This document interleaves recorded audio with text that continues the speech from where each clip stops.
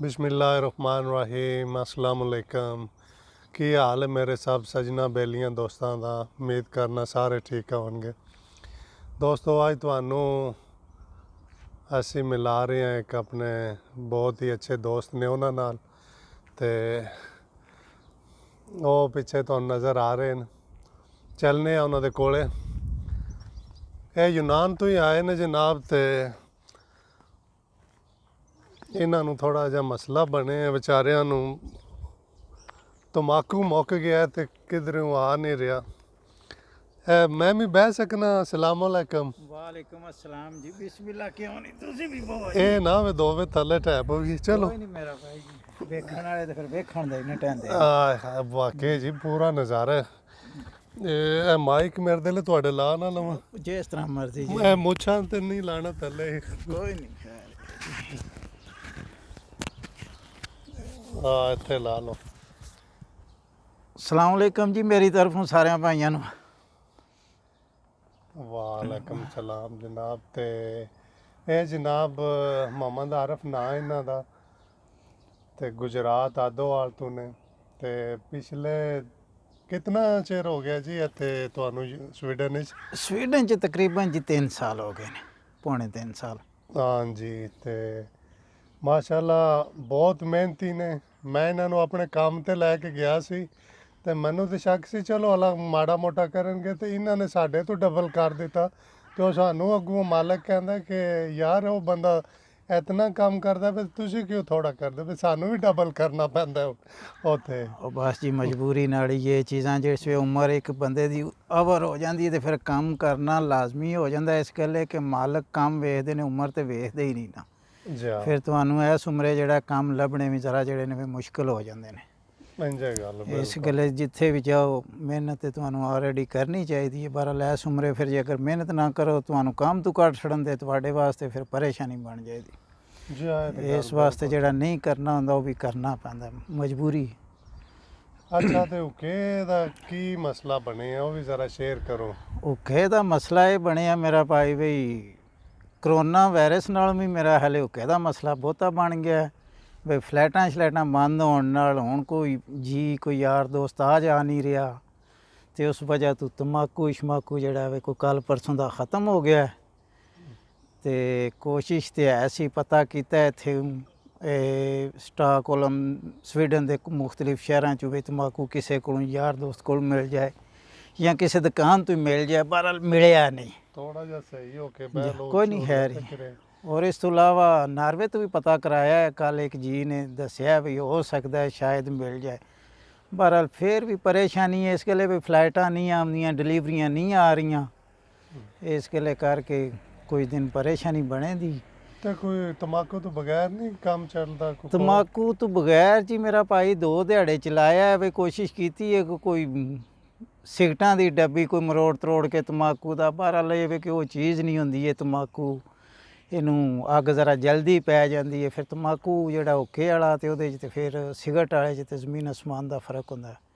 जी जी। ते इस तो इलावा तुहाडे चैनल के जरिए जी पुछना चाहना भी मेहरबानी जी अगर किसी भाई नूं ये पता होवे भी गुजरात के किसी एरिए चों किसी दुकान तो कोई चंगा तम्बाकू मिलता होवे तो दस छड़े, चलो फिर मैं बाद च मंगवा लैंदा। क्यों इस तो पहला लाले मूसे तो मिलता सी, हूँ तो वो पता लगा दुकान का पता कराया भी शेख साहब सन कोई जिहड़े कोई तम्बाकू शमाकू वेचते सन। मैं किसी के जरिए मंगवांदा सा, वो तो फोत हो गए ने, अल्लाह ताला बख्शिश करे ने।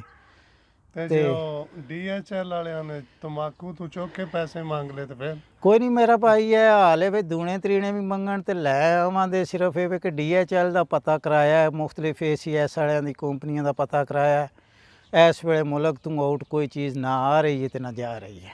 मेरा दिल झूले टूट खलोविए कि टुट ना जाए। कोई नहीं जी जिस तरह। जी जनाब। ते लो जी दोस्तों तुसी सुन रहे हो, अगर किसी ने कोई मालूमात होई दी तो ज़रूर दसियो तम्बाकू दी। जे गुजरात च अगर किसी पिंड तू या किसी शहरों लाले मूसे तो वगैरह किसी भी जगह तो कोई ਤੰਬਾਕੂ ਅੱਛਾ ਮਿਲਦਾ ਹੋਵੇ ਤੇ ਚਲੋ ਮੈਂ ਰਾਬਤਾ ਕਰ ਲਾਂਦਾ। ਤੇ ਉਹਨਾਂ ਨੂੰ ਫਿਰ ਵੀਜ਼ਾ ਲੈ ਦੇਵੀਓ ਨਾ, ਵਿਜ਼ਿਟ ਉਹ ਤੁਹਾਨੂੰ ਨਾਲੇ ਮਿਲ ਜਾਣ ਦੇ ਨਾਲੇ ਤੰਬਾਕੂ ਲਿਆ ਦੇ। ਉਹ ਵੀਜ਼ੇ ਦੇ ਤੇ ਚਲੋ ਅਸੀਂ ਆਪ ਹੀ ਇਸ ਕਾਬਲ ਨਹੀਂ ਹੋਏ। ਸਾਡੇ ਵਾਸਤੇ ਵੀ ਇਹ ਜਗ੍ਹਾ ਜਿਹੜੀ ਹੈ ਇਹ ਨਵੀਂ ਹੈ, ਕਿਉਂ ਜ਼ਿੰਦਗੀ ਸਾਰੀ ਤੇ ਯੂਨਾਨ ਕੱਢ ਆਏ ਹਾਂ।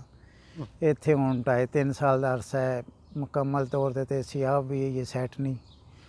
ਚਲੋ ਜੇ ਅਗਰ ਕੋਈ ਸਾਡੀ ਕੋਈ ਮਦਦ ਇਮਦਾਦ ਕਰੇ ਤਾਂ ਤੇ ਅਸੀਂ ਉਹਦੇ ਵਾਸਤੇ ਫਿਰ ਚਲੋ ਕੋਈ ਨਾ ਕਰੀਏ ਤੇ ਦਵਾਈ ਤਾਂ ਕਰ ਹੀ ਸਕਨੇ ਆ ਨਾ। ਇਹ ਭਾਈ ਇਹਨਾਂ ਨੂੰ ਇੰਜੇ ਨਾ ਵੇਖਿਓ ਵਾਹੁਕਾ ਪੀਂਦੇ ਨੇ। ਇਹਨਾਂ ਕੋਲ ਜਿਹੜਾ ਲਾਇਸੈਂਸ ਹੈ ਨਾ, ਉਹ ਮੈਂ ਪਹਿਲਾ ਬੰਦਾ ਪਾਕਿਸਤਾਨੀ ਹੈ ਜਿਹਦੇ ਯੂਰਪ ਦੇ ਲਾਇਸੈਂਸ ਦੇ ਪਿੱਛੇ ਸਾਰੀਆਂ ਟਿੱਕਾਂ ਆਰ ਟਰੈਕਟਰ ਟਰਾਲੀ ਤੋਂ ਲੈ ਕੇ ਨਾ, ਮੇਰੇ ਖਿਆਲ ਸਿਰਫ ਜਹਾਜ਼ ਦਾ ਨਹੀਂ ਨੇ ਹੈ, ਬਾਕੀ ਸਾਰੇ ਹਨ। ਬਸ ਜੀ ਅੱਲਾਹ ਤਾਲਾ ਦੀ ਮਿਹਰਬਾਨੀ ਹੈ। ਕਿਸੇ ਟਾਈਮ ਨੂੰ ਚਲੋ ਇਹ ਬਣ ਗਿਆ ਸੀ।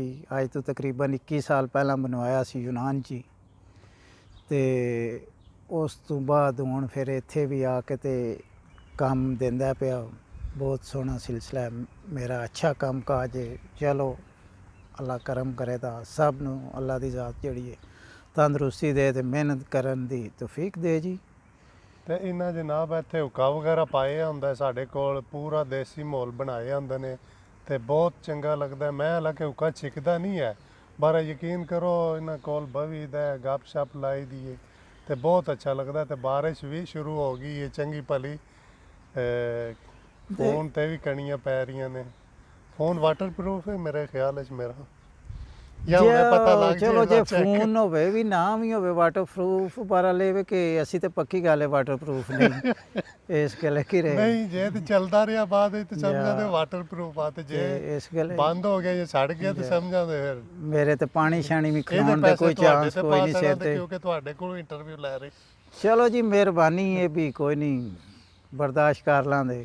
ਇਹ ਸਮਝਾਂ 6 ਮਹੀਨੇ ਨਹੀਂ ਕੰਮ ਕੀਤਾ ਫਿਰ ਨਹੀਂ ਐਡਾ ਮਹਿੰਗਾ ਕੋ ਨਹੀਂ ਹੈ, ਇੰਜੇ ਹੀ ਆਮ ਜਿਹੀ। ਨਹੀਂ ਆਮ ਜਿਹਾ ਟੈਲੀਫੋਨ ਤੇ ਨਹੀਂ ਉਹ ਦਿਸਦਾ ਪਿਆ ਚੀਜ਼ਾਂ। ਬਹਰਹਾਲ ਚਲੋ ਕੋਈ ਨਹੀਂ ਫਿਰ। ਤੇ ਲੋ ਦੋਸਤੋ ਅਸੀਂ ਚੱਲਨੇ ਆ ਆਹਿਸਤਾ ਆਹਿਸਤਾ ਘਰ ਵੱਲ, ਕਿਉਂਕਿ ਬਾਰਿਸ਼ ਕਾਫੀ ਲੱਗ ਗਈ ਹੈ। ਪਤਾ ਨਹੀਂ ਹੁਣ ਤੁਹਾਨੂੰ ਉਹ ਮਾਈਕ ਲਾਏ ਆ ਉਹਦੀ ਵਜ੍ਹਾ ਤੋਂ ਆਵਾਜ਼ ਦਾ ਆਵਾਜ਼ ਨਹੀਂ ਸਹੀ ਆਉਂਦਾ ਤੇ ਸਿਰ ਤੇ ਕਣੀਆਂ ਛਣੀਆਂ ਟੈਂਦੀਆਂ ਨੇ ਪਈਆਂ। ਜਾ ਤੇ ਸਾਡੇ ਤੇ ਪਰੇਸ਼ਾਨੀ ਵੀ ਬਹੁਤੀ ਬਣਦੀ ਹੈ ਸਿਰ ਤੇ। ਚਲੋ ਨਹੀਂ ਤੁਹਾਡੇ ਤੇ ਤਿਲਕ ਕੇ ਆ ਜਾਣੇ ਨੇ ਨਾ। ਇਹਨਾਂ ਦੇ ਵਾਲ ਤੁਹਾਨੂੰ ਕਿਧਰੇ ਫੋਟੋ ਵਿਖਾਵਾਂਗੇ, ਇਤਨੇ ਕੁ ਸੰਘਣੇ ਸੀ। ਪਰ ਇਹ ਯੂਰਪ ਦੀਆਂ ਮਿਹਰਬਾਨੀਆਂ, ਇੱਥੇ ਗਰਮ ਠੰਡੇ ਪਾਣੀ ਨੇ ਪੜ ਕੇ ਸਹੀ ਗੱਲ ਹਰ ਸ਼ੈ ਦੀਆਂ ਟਿੰਡਾਂ ਕਰ ਸਕਦੀ।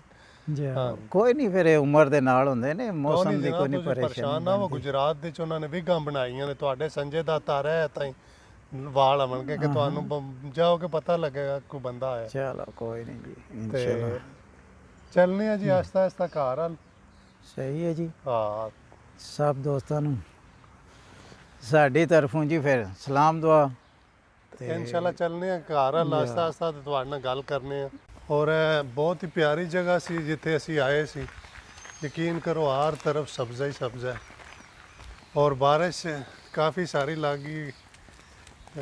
ਵਰਨਾ ਕੋਈ ਹੋਰ ਭਾਈਰਾਨਾਂ ਦੀਆਂ ਕੋਈ ਗੱਲਾਂ ਬਾਤਾਂ ਸੁਣਨੀਆਂ ਸੀ। ਬਹਰਹਾਲ ਕੋਈ ਨਹੀਂ ਜੀ ਨੈਕਸਟ ਟਾਈਮ ਇਨਸ਼ਾਅੱਲਾ ਫਿਰ ਹਾਜ਼ਰ ਹੋ ਜਾਂਦੇ।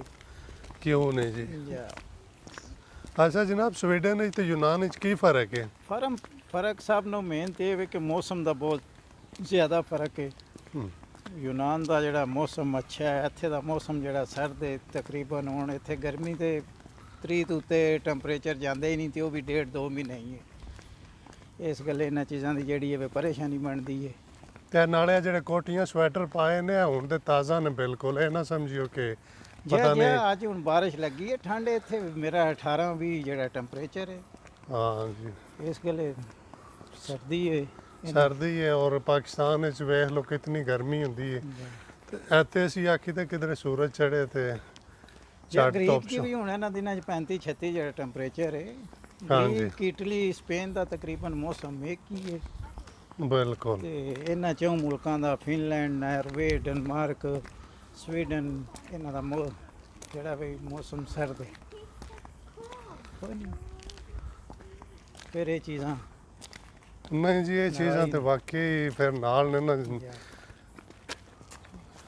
ਹਰ ਮੁਲਕ ਦਾ ਆਪਣਾ ਮੌਸਮ ਹੈ, ਆਪਣਾ ਹਿਸਾਬ ਕਿਤਾਬ ਹੈ। ਮਜ਼ਦੂਰੀ ਦੇ ਚੱਕਰ 'ਚ ਫਿਰ ਇਨਸਾਨ ਧੱਕੇ ਠੁੱਡੇ ਪਿਆ ਖਾਂਦਾ। ਬਹਰਹਾਲ ਜੀ ਸਵੀਡਨ ਬੈਸਟ ਹੈ। ਮੈਂ ਇਤਨਾ ਵੇਖਿਆ ਕਿ ਕਾਸ਼ ਕੋਈ 10 ਸਾਲ ਪਹਿਲਾਂ ਆਏ ਹੁੰਦੇ ਨਾ ਇੱਥੇ, ਤੇ ਯਕੀਨ ਕਰੋ ਬਹੁਤ ਜ਼ਿਆਦਾ ਦੇਖੋ ਜੀ ਸਹੂਲਤਾਂ ਤੇ ਹਰ ਚੀਜ਼ ਹੈ। ਸਵੀਡਨ ਬੈਸਟ ਹੈ ਵੇ, ਪਰ ਉਹਨਾਂ ਲੋਕਾਂ ਵਾਸਤੇ ਜਿਹੜੇ ਤਾਲੀਮ ਯਾਫਤਾ ਨੇ। ਉਹ ਤੇ ਅੱਗੇ ਮੈਂ ਵੀਡੀਓ ਵੀ ਅਪਲੋਡ ਕੀਤਾ ਨਾ। ਮਜ਼ਦੂਰਦਾਰ ਦਾ ਬੰਦੇ ਵਾਸਤੇ ਵੀ ਬੈਸਟ ਹੈ ਇਸ ਵੇਲੇ ਵੇ। ਚਲੋ ਗ੍ਰੀਕ ਜਾਂ ਉਹਨਾਂ ਮੁਲਕਾਂ ਨਾਲੋਂ ਵਿਚਾਰਾਂ ਨੇ ਵਧੇਰੇ ਲੱਭ ਜਾਂਦੇ ਨੇ, ਪਰ ਹਲੇ ਵੇ ਕਿ ਉਹ ਵੀ ਉਮਰ ਨਾਲ ਹੀ ਕੋਈ ਆਇਆ ਹੋਵੇ ਤੇ ਠੀਕ ਹੈ। ਅਸੀਂ ਹੁਣ 45 ਤੋਂ ਬਾਅਦ 48 ਤੋਂ ਆ ਕੇ ਤੇ ਫਿਰ ਇਹ ਕੋਈ ਹੈ ਜੋ ਕੋਈ। ਇਹ ਟਰਾਲੇ ਤੇ ਕੰਮ ਕਰਦੇ ਨੇ ਜਨਾਬ, ਡਰਾਈਵਰ ਨੇ ਤੇ ਗੰਢੜੀ ਰੁਪਈਆਂ ਦੀ ਲਿਆਉਂਦੇ ਨੇ, ਸਹੀ ਗੱਲ। ਤੇ ਉਹ ਇੰਜ ਨਹੀਂ ਹੋ ਜਿਕਣ ਉਹ ਅੰਦਰ ਟਾਲ ਲਾਏ ਹੁੰਦਾ ਪੈਸੇ, ਇਹ ਹਿਸਾਬ ਹੈ ਇਹਨਾਂ ਦਾ। ਉਹ ਚਲੋ ਥੋੜੇ ਘੱਟ ਘਰ ਥੋੜਾ ਕਰਮਾਏ ਕਰੇ ਮਰਵਾਏ ਵੀ ਨਾ। ਨਹੀਂ ਨਹੀਂ ਤੇ ਠੀਕ ਹੈ ਅਲਹਮਦੁਲਿਲਾ, ਮਜ਼ਦੂਰੀ ਅੱਛੀ। ਤੇ ਲੋ ਜੀ, ਸਭ ਦੋਸਤਾਂ ਦਾ ਬਹੁਤ ਸ਼ੁਕਰੀਆ, ਤੇ ਇਨਸ਼ਾਅੱਲਾ ਜਲਦ ਨਵੇਂ ਵੀਡੀਓ ਨਾਲ ਹਾਜ਼ਰ ਹੋਵਾਂਗੇ। ਅੱਲਾ ਠੀਕ ਹੈ ਜੀ, ਅੱਲਾ ਹਾਫਿਜ਼ ਜੀ ਸਾਰਿਆਂ ਦੋਸਤਾਂ ਓਕੇ ਜੀ, ਫਿਰ ਰੱਬ ਰੱਖ। ਰੱਬ ਰੱਖ।